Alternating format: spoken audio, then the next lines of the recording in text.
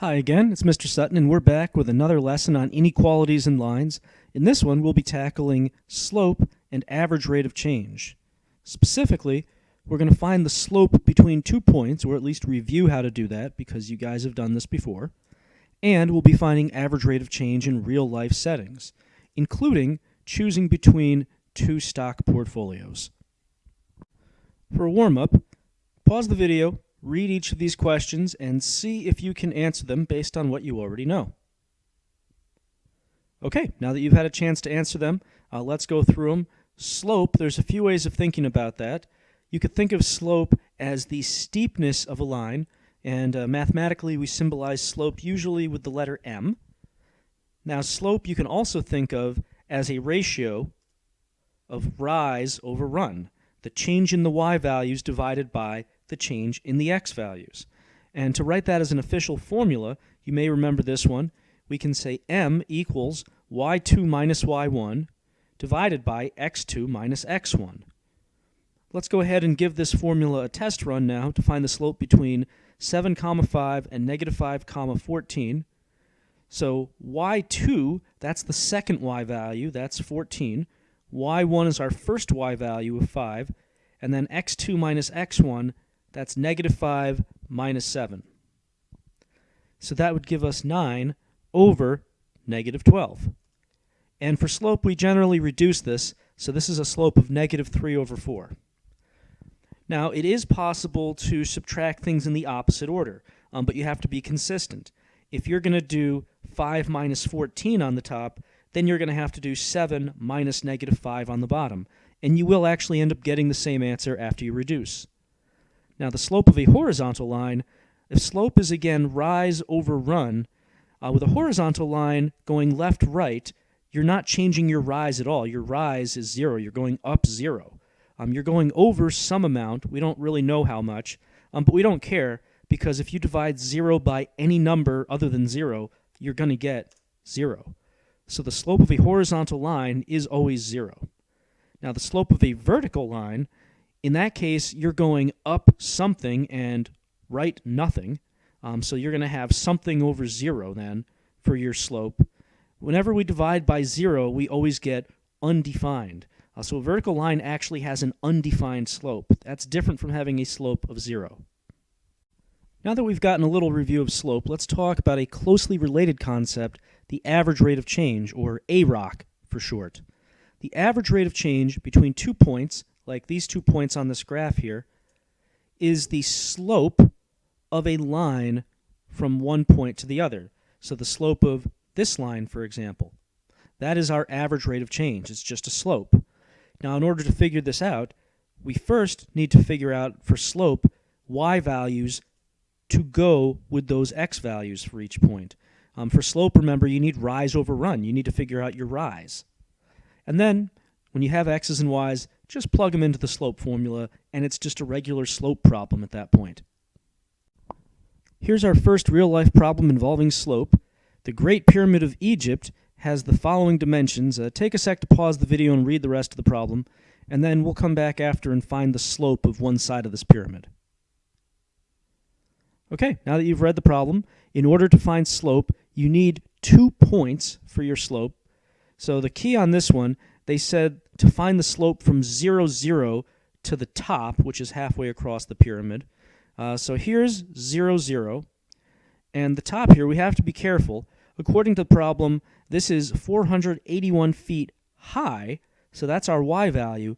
But remember, this is halfway across the pyramid. They said the Great Pyramid measures 756 feet on each side of the square base. So that's all the way across is this 756. Halfway across, let's just run that on the calculator. Halfway across, 756 divided by 2, gives us 378. So that is going to be our other x value here. All right, take a sec to pause the video and run those into your slope formula. Now that you've done that, we've got 481 minus 0 over 378 minus 0.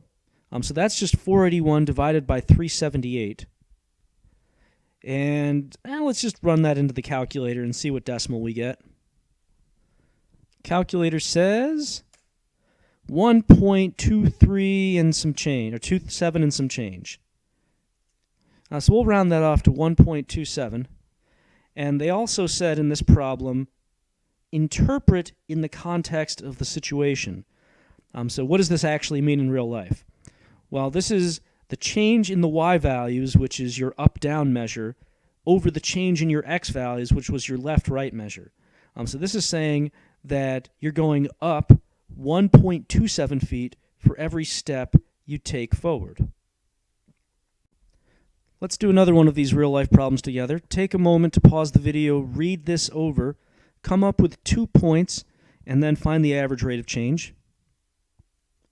All right, let's see if you did it. So our 2 points on this one, we have an input of 1985 and an output of 2.2 million people going on a cruise. So we've got the point 1985, 2.2, and then 2000 and 6.9 will form our other data point here. Let's plug that into the slope formula now. So we've got 6.9, and we understand that this is in millions. So 6.9 minus 2.2 over 2000 minus 1985. So that's going to be 4.7 over 15, which we'll run in our calculator now. There we go. We actually could have plugged all of this into the calculator from the beginning, but we're here now.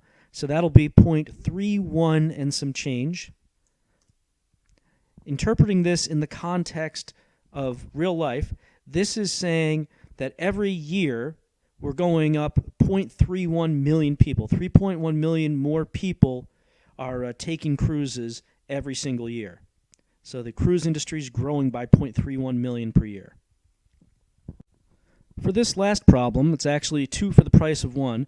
We've got the values of stocks of 2 companies, one in each of these tables.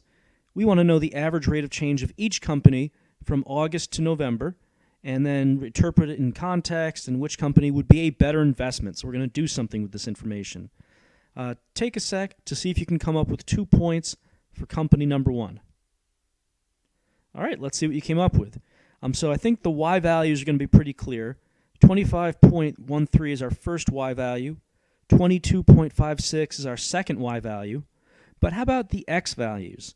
This could be a little bit tricky. If you wanted to, you could say this is month 1, month 2, month 3, and month 4. Or you could actually go with the numerical version of the month, so like 8 and 11. That's what I chose to do. I had 8, 25.13 and 11, 22.56. But if you used 1 and 4 instead, you actually will end up with the same answer. All right, so plug in those in our slope formula. That's 22.56 minus 25.13 over 11 minus 8. And then let's plug that into the calculator. Now, as you're plugging this in the calculator, if you're going to plug it in all at once instead of doing it in steps, I recommend you use a parentheses on each side of the fraction so that you're not losing anything and violating order of operations. So we'll do divided by parentheses 11 minus 8 and enter. That's going to be negative 0.86 and some change. So in terms of real life, that means that every month your stock is on average losing 86 cents per month. All right, go ahead and try this next one on your own. Now that you've had a chance to try that, let's get our 2 points. We've got 8, 31.25 and 11, 32.44. And we'll plug those in our slope formula.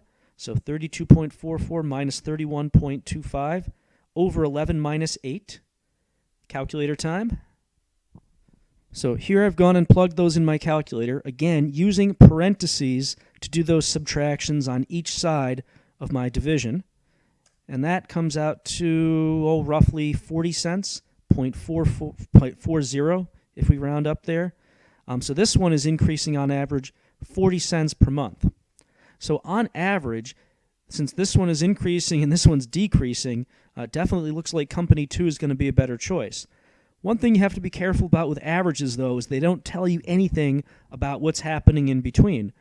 For example, company 1 is actually making money, between September and October, the stock price is going up. Company 2 between September and October is going down in price. So you can never assume anything about individual data items. The average is just that. It's an average rate of change. Well, that's it for average rate of change. I hope that your average rate of learning from the beginning to the end of this lesson is a positive number. Until next time, this is Mr. Sutton signing off.